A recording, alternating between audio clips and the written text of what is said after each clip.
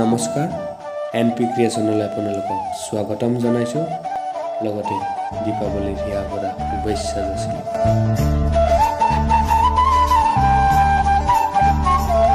বৰপুখুৰী পাটাচাৰকুছিৰ মাজমজিয়াত অৱস্থিত এই পুখুৰীটো আজি দেৱালী উপলক্ষে আটকধুনীয়াকৈ সজাই তোলা হৈছে।